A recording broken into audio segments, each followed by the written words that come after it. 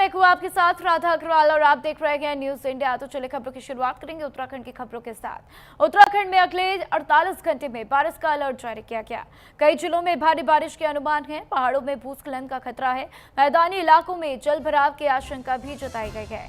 तो उत्तराखंड में बारिश का दौर एक बार फिर मुश्किलें बढ़ाता हुआ अगले 48 घंटे तक प्रदेश के लिए बेहद अहम है, क्योंकि मौसम विभाग ने देहरादून, चंपावत, बागेश्वर, उधम सिंह नगर और नैनीताल में तेज बारिश और बिजली चमकने की संभावना व्यक्त की है। देहरादून और टिहरी में भारी बारिश से बहुत ही भारी बारिश का पूर्वानुमान है। पहाड़ों में भूस्खलन और मैदानी इलाकों में जलभराव का खतरा भी बना हुआ है। तो तस्वीरें आप देख रहे हैं किस तरीके से इलाके जलमग्न नजर आते हुए। इन तस्वीरों में आप देखिए किस तरीके से भारी बारिश होती हुई उसके बाद से सड़कों पर लबालब पानी भरा हुआ, यातायात पर भी पूरा असर इसका पड़ता हुआ। लेकिन जो अगले 48 घंटे के हैं वो बहुत ही महत्वपूर्ण है, क्योंकि इन 48 घंटों में वहां पर भारी बारिश होती हुई नजर आएगी और इसी को लेकर कई जिलों में अलर्ट जारी किया गया।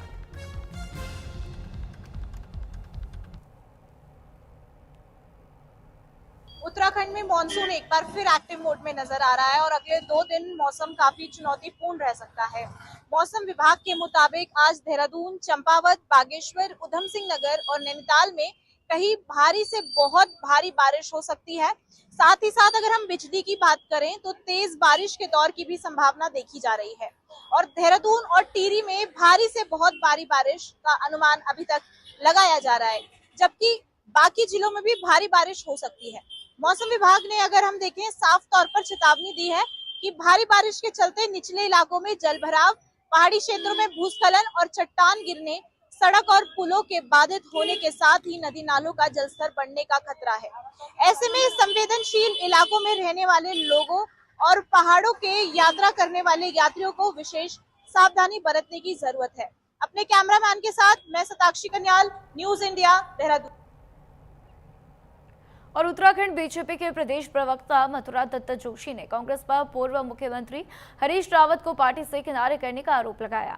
उन्होंने कहा कि कभी पोस्टर से हरीश रावत की तबीयत गायब रहती है, तस्वीर गायब रहती है, तो कभी मंच से उनका नाम नहीं लिया जाता।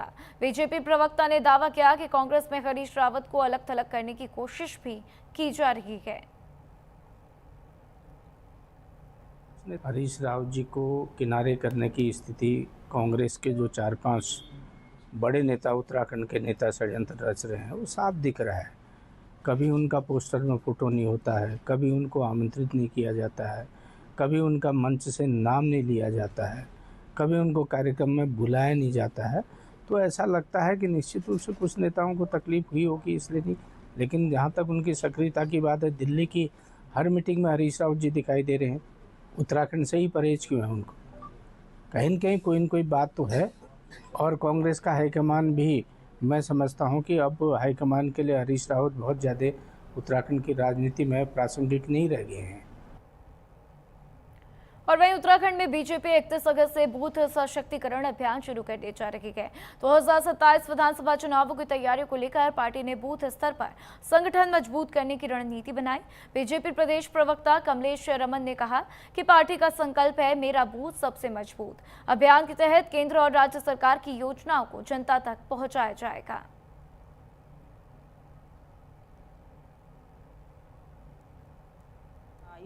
निश्चित रूप से देखिए, भारतीय जनता पार्टी का संकल्प है मेरा बूथ सबसे मजबूत। तो जाहिर सी बात है कि हम बूथ को मजबूत करते हैं और लगातार 5 साल तक उस बूथ पर हर जनमानस के घर घर जाते हैं और हमारे बूथ के जितने भी कार्यकर्ता हैं वो अपनी प्रदेश की और केंद्र की योजनाओं को लोगों तक पहुंचाने का काम करते हैं। और अब क्योंकि चुनाव आने वाला है, 2027 में हमारा चुनाव है, तो चुनाव के लिहाज से भी इस वक्त हमारे बूथों पर कार्यक्रम चल रहे हैं। चाहे प्रवास की बात मैं करूं, चाहे मंडल के कार्यक्रमों की बात करूं या जिला सम्मेलन की बात करूं, और बूथों को मजबूत करने के लिए लगातार हमारा एक प्रत्येक कार्यकर्ता संगठन की उन गतिविधियों को लोगों तक पहुंचा रहा है और अपनी टीम को मजबूत करने का काम किया है। और वहीं चंपावत स्थित विश्व प्रसिद्ध देवी धुरा धाम में 13 दिवसीय बग्वाल मेले का भव्य शुभारंभ हुआ। मंत्री राम सिंह कैड़ा ने मां वाराही देवी की पूजा अर्चना के बाद मेले का उद्घाटन किया। मेले का मुख्य आकर्षण ऐतिहासिक बग्वाल 28 अगस्त को होगी। प्रशासन ने श्रद्धालुओं की सुविधा सुरक्षा के पुख्ता इंतजाम किए हैं। मेला 4 सितंबर तक चलने वाला है।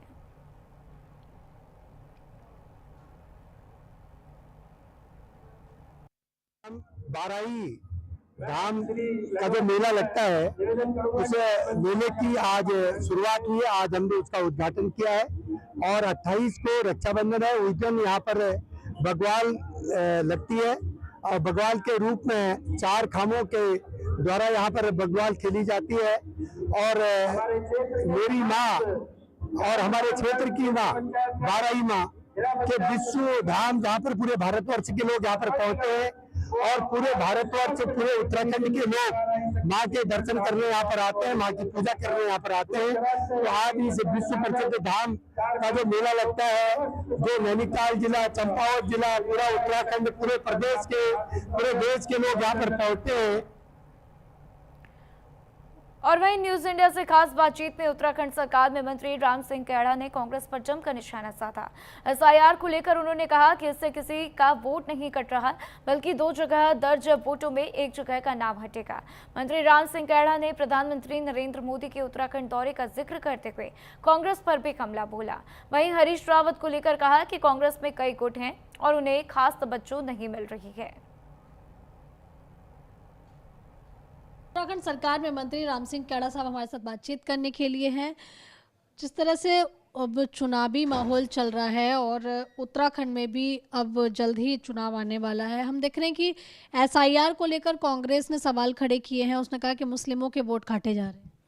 देखिए, कांग्रेस को जहाँ पर अपनी हार का डर सताता है, वहाँ पर कुछ न कुछ बहाना बनाने का प्रयास किया जाता है। कहीं पर भी एसआईआर के माध्यम से कहीं पर कोई वोट नहीं कट रहे हैं।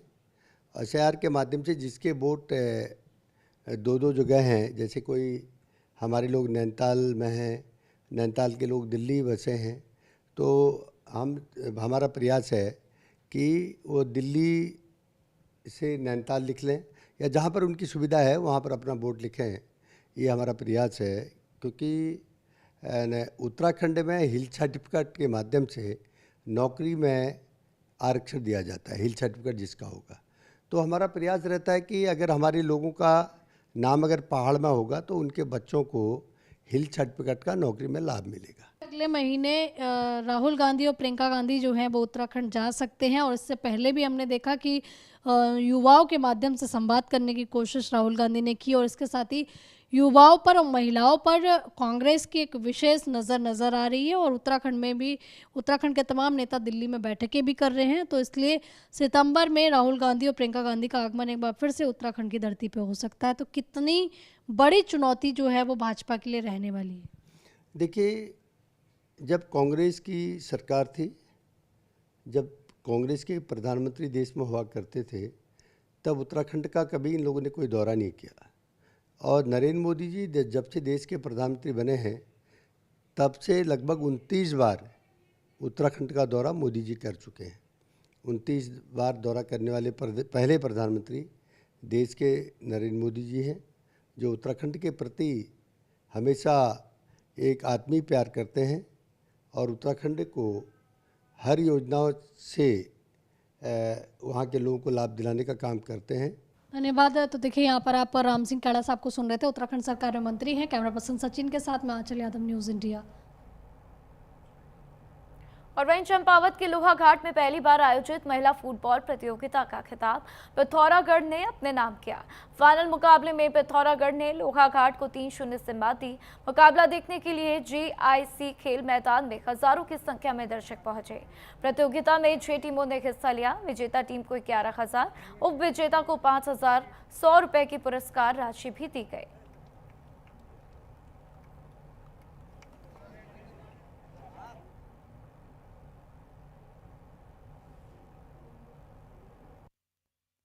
चाहूँगी कि हमें हमारी इतनी अच्छी किस्मत थी कि जो हमें इतना अच्छा ग्राउंड मिला और हमारा रहना खाना बहुत अच्छा है। जो हमारे वो ऑर्गेनाइज़र हैं हर्षित फटियाल, जिन्होंने हमारा रहना खाना और हमारे आने जाने में कन्वेंस का सब कुछ करवा रखा है। मतलब लड़कियों को इतना नहीं मिलता है, बट तो भी उन्होंने हमारे लिए बहुत कुछ किया और हम यहाँ पे टीम लेके आ पाए और हम फाइनल तक पहुँचे, हमारे लिए बहुत अच्छी बात है।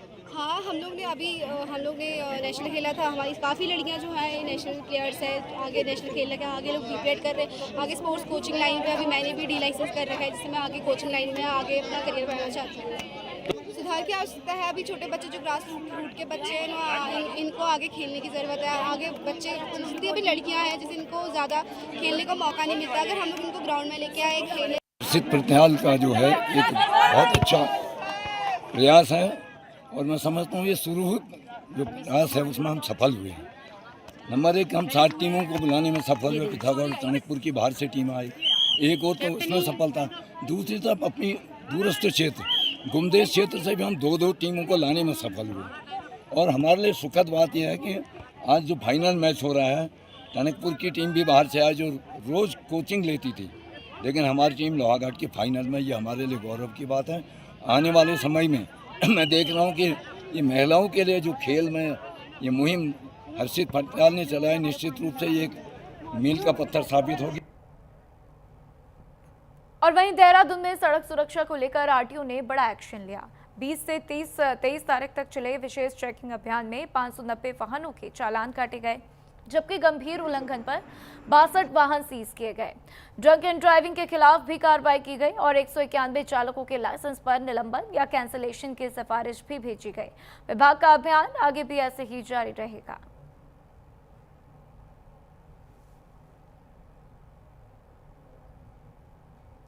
अभी विगत दिनों में कुछ ऐसी दुर्घटनाएं भी हुए हैं कि बहुत से जो गुड्स व्हीकल हैं वो अनअटेंडेड या फिर वैसे भी मेन जो सड़क है हमारी, चाहे वो नेशनल हाईवेज हो या फिर स्टेट हाईवेज हो, उनके किनारे खड़े कर देते हैं, जिस वजह से कि दुर्घटनाएं हो भी रही हैं। 3 दिन का पूरा अभियान पूरे संभाग में हमने चलाया है, जिसमें कि हमारे जितने भी एनफोर्समेंट स्क्वाड्स हैं, साथ जिसमें रेगुलर प्रवर्तन दल, इंटरसेप्टर दल और टास्क फोर्स, तो ये पूरा हमारे दल शामिल हैं और सुबह और शाम मुख्य मार्गों पर ये चेकिंग अभियान संचालित किया जा रहा है।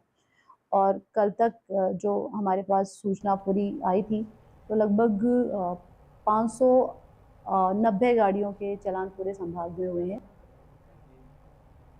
देहरादून पुरोला रूट पर चलने वाली बसों की फिटनेस को लेकर परिवहन विभाग ने सख्ती दिखाई। यात्रियों की सुरक्षा के लिए इस रूट के करीब 32 स्टेज कैरेज बसों की तकनीकी फिटनेस जांच होगी। आरटीओ देहरादून और विकासनगर को 1 हफ्ते में जांच रिपोर्ट देने के निर्देश दिए गए हैं। वहीं मानकों पर खरी नहीं उतरने वाली बसों को सड़कों से हटाया भी जाएगा।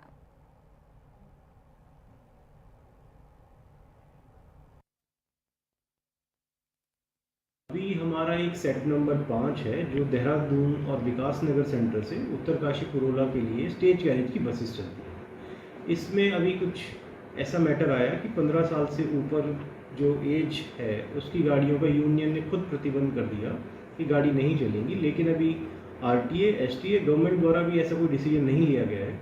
लेकिन फिर भी उसके क्रम में हमने अपने एआरटीओ विकासनगर और एआरटीओ देहरादून को निर्देशित किया है कि 1 सप्ताह के भीतर जितनी भी स्टेज कैरेज की सेट नंबर 5 की बसें, उनकी फिटनेस की जांच बहुत बारीकी से करते हुए कि वो पर्वतीय क्षेत्रों में चलने योग्य हैं कि नहीं, उसकी रिपोर्ट प्रेषित करेंगे। उसके बाद ही इसमें आगे का डिसीजन लेंगे।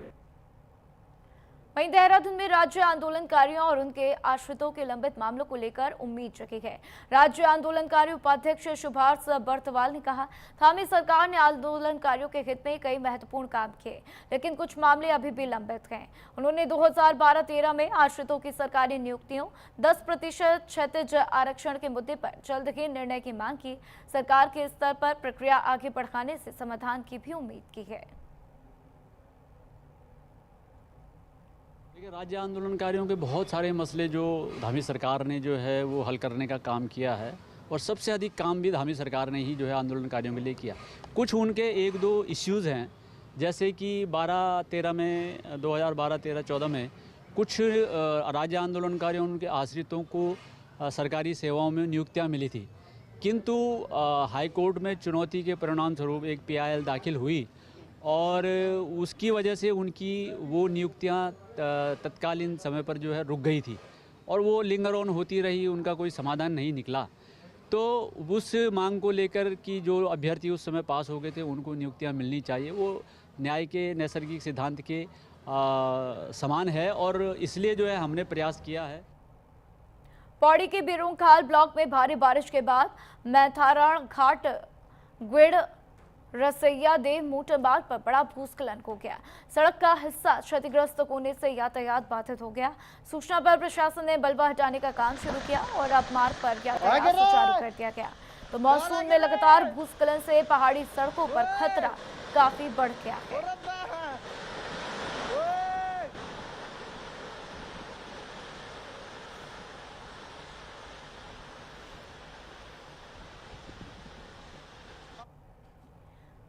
और वहीं उत्तरकाशी में यमुनोत्री मार्ग पर खड़ारी क्षेत्र यमुना के तेज बहाव में फंसे मजदूरों को एसडीआरएफ ने सकुशल रेस्क्यू कर लिया। स्नान के दौरान पैर फिसलने से बिहार निवासी नदी के तेज बहाव में बह गया था। बीच धारा में चट्टान पकड़कर उसने अपनी जान बचाई। सूचना पर पहुंची एसडीआरएफ टीम ने साहसिक अभियान चलाकर उसे सुरक्षित बाहर निकाला और परिजनों के सुपुर्द कर दिया।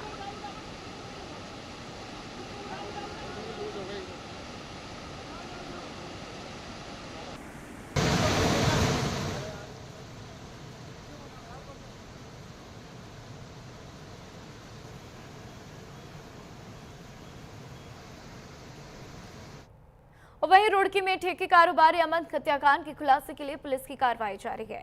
नगला इमरती के पास पुलिस और बाइक सवार बदमाशों के बीच में मुठभेड़ हो गई, जिसमें एक बदमाश घायल हो गया। पुलिस के मुताबिक पूछताछ में उसने युवक की हत्या में 3 लोगों के शामिल होने की बात बताई और फरार 2 आरोपियों की तलाश जारी है।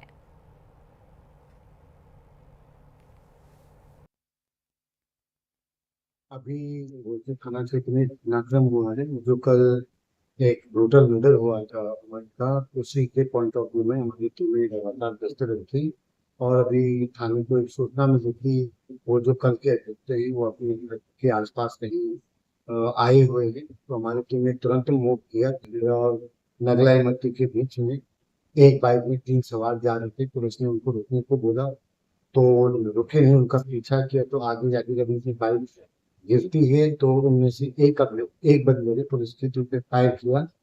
पुलिस ने भी जवाबी फायर किया है, जिसमें उसके पैर में गोली लगी है, जो अभी सौरभ को तेजपुरिया के नाम से हॉस्पिटलाइज है, घायल के तौर पर उसको लाएगी। और वहीं देहरादून में एक इस्पात सेंटर को लेकर विवाद खड़ा हो गया। युवा कांग्रेस ने शिकायत के बाद नेचर इस्पात सेंटर पहुंचकर कथित अनियमितताओं की जांच की और देह व्यापार से जुड़ी गतिविधियां संचालित होने का आरोप लगाया। संगठन ने बंदाल चौकी पहुंचकर निष्पक्ष जांच, इस्पात सेंटर की तालाबंदी और नियमों का उल्लंघन पाए जाने पर लाइसेंस रद्द करने की मांग की।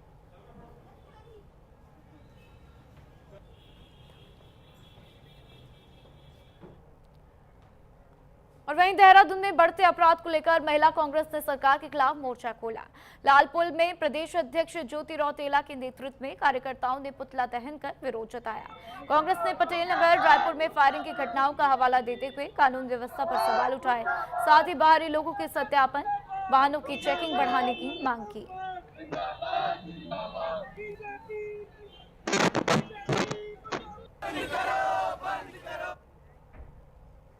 देहरादून के सहस्त्रधारा में स्नान के दौरान तेज बहाव की चपेट में आए एक व्यक्ति का शव बरामद कर लिया गया। सूचना के बाद एसडीआरएफ ने सर्च ऑपरेशन चलाया। करीब 2 किलोमीटर दूर पांडव वाला पुल के पास शव मिला। मृतक की पहचान दिल्ली निवासी नौथराम के रूप में हुई है।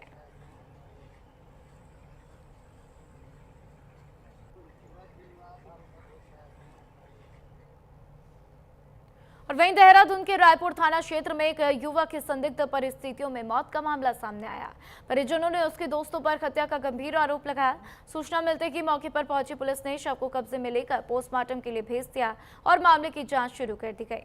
वहीं आधिकारिक जांच के बाद ही मौत की वजह साफ होगी।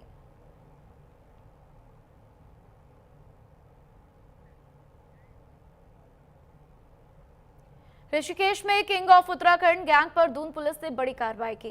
गैंग लीडर जग्गा समेत 3 आरोपियों को गैंगस्टर एक्ट में गिरफ्तार किया गया। पुलिस के मुताबिक गिरोह पर भूमि विवादों में धमकी वसूली, ब्लैकमेलिंग के आरोप हैं। जग्गा के घर से किंग ऑफ उत्तराखंड लिखा हुआ बोर्ड भी बरामद हुआ, तो वहीं चौथे आरोपी की तलाश भी जारी है।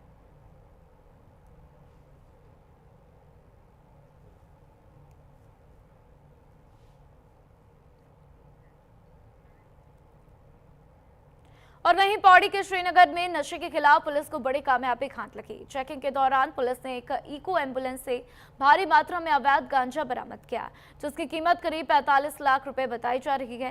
पुलिस ने मामले में एक तस्कर को गिरफ्तार किया। पूछताछ में एक और आरोपी के शामिल होने की जानकारी मिली, जिसकी तलाश जारी है।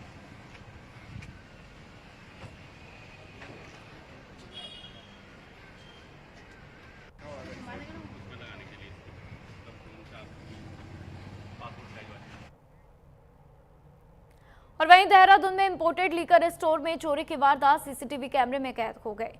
फुटेज में एक युवक कैमरे लगे होने के बावजूद स्टोर से शराब की बोतल ले जाता दिखाई दिया। घटना का वीडियो सामने आने के बाद हड़कंप मच गया। पुलिस सीसीटीवी फुटेज के आधार पर आरोपी की पहचान में जुटी तो वारदात ने राजधानी की सुरक्षा व्यवस्था पर भी सवाल खड़े कर दिए।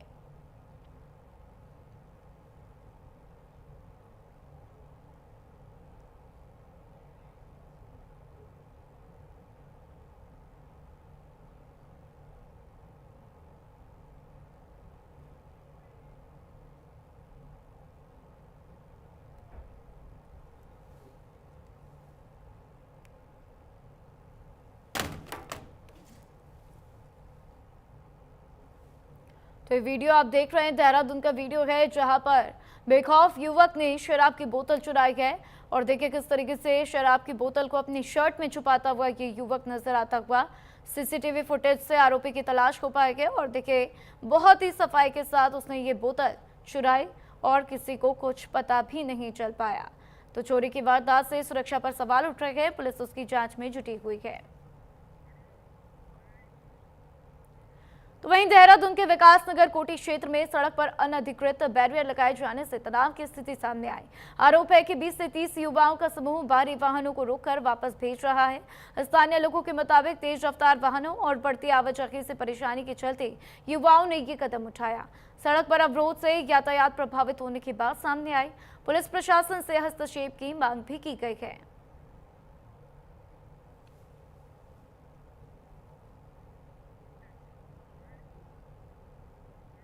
और वहीं हरिद्वार के मंगलौर में नाबालिग किशोरी की हत्या के मामले में पुलिस ने सनसनीखेज खुलासा किया। पुलिस के मुताबिक नाबालिग के पिता ने अपने साथी के साथ मिलकर हत्या की। आरोप है कि हत्या के बाद शव गंग नहर में फेंक दिया गया। दोनों आरोपियों को गिरफ्तार कर लिया गया। पुलिस गंग नहर में किशोरी के शव की तलाश में रेस्क्यू अभियान भी चला रही है।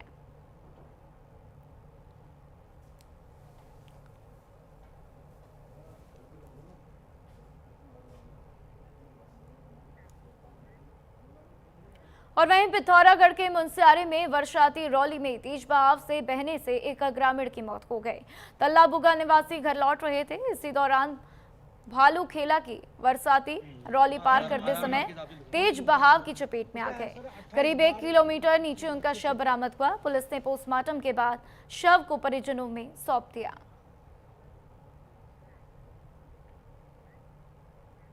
और अब बात करेंगे उधम सिंह नगर की, जहां पर जसपुर में नगर पालिका के कूड़ा वाहन की लापरवाही का मामला सामने आया। पेट्रोल पंप के पास बैक करते समय कूड़ा वाहन ने बाइक सवार को टक्कर मार दी। हादसे में युवक गंभीर रूप से घायल हुआ, जिसे खास सेंटर रेफर किया गया। घटना सीसीटीवी कैमरे में कैद हुई, जिसका वीडियो भी सोशल मीडिया पर वायरल है और पुलिस इस पूरे मामले की जांच में जुटी हुई है।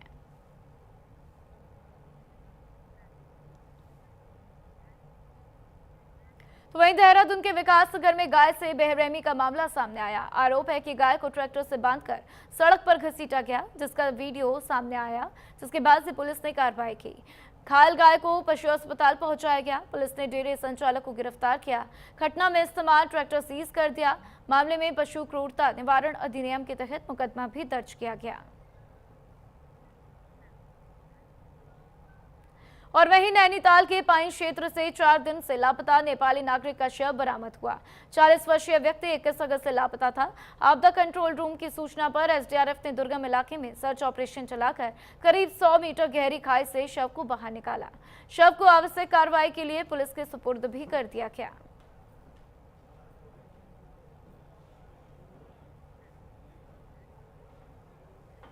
और वहीं उधम सिंह नगर के खटिमा में बंदरों के आतंक से परेशान ग्रामीणों को अब राहत की उम्मीद जगी।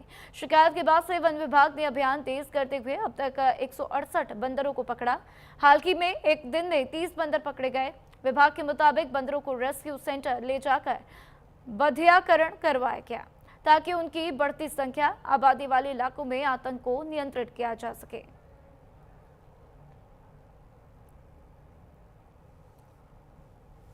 विभाग के द्वारा पिंजरे लगाए गए जिससे 25 से 30 बंदर पकड़े गए, जिनका मैं वन विभाग का धन्यवाद करना चाहती हूँ। जिन ग्रामीण लोगों को बंदरों ने काटा उन्हें जल्द से जल्द मुआवजा दिया जाए। ये खटिमा रेंज के अंदर बंदरों की काफ़ी दिनों से जो शिकायतें आ रही हैं, स्कूल के पास, मंदिरों के पास, अभी कुछ दिन पूर्व जो है एक महिला को काट लिया था ग्राम पंचोरिया में। तो इसमें हम मई के महीने से लगातार बंदर पकड़ रहे हैं। अभी हमने 168 बंदर पकड़े थे और कल हमने पचोरिया में और नगरा में 30 बंदर कल भी पकड़े हैं। और इनको पकड़ने के बाद यहाँ से रेस्क्यू सेंटर रानीबाग ले जाते हैं और वहाँ उनका बधियाकरण होता है और ये से अभी कार्यक्रम चल रहा है। और वहीं उधम सिंह नगर के खटिमा में वंचित राज्य आंदोलनकारियों ने सरकार को अल्टीमेटम दिया। आंदोलनकारियों ने मुख्यमंत्री को ज्ञापन भेजकर 20,000 रुपए मासिक पेंशन और 10% क्षैतिज आरक्षण लागू करने की मांग की है। उनका आरोप है कि कई आंदोलनकारियों का चिन्हीकरण रद्द किया गया और आरक्षण के बावजूद नियुक्तियां नहीं मिली। मांगे पूरी नहीं होने पर 1 सितंबर शहीद दिवस पर कुमाऊं में उग्र विरोध की चेतावनी भी दी गई है।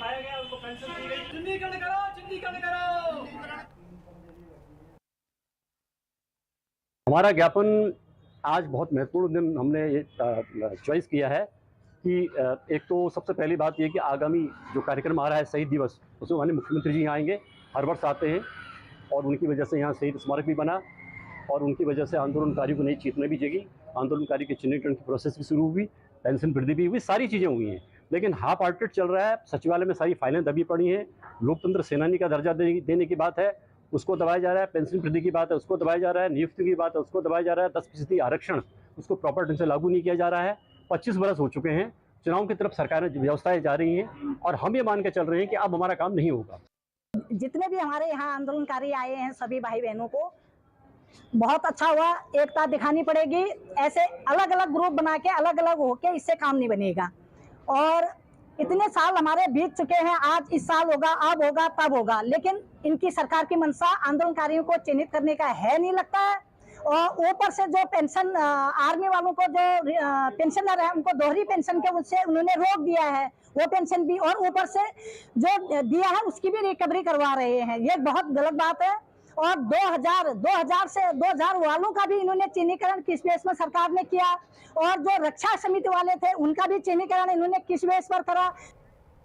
और फिलहाल बुलेटिन में इतना ही। खबरों का सिलसिला लगातार जारी है, देखते रहिए न्यूज़ इंडिया।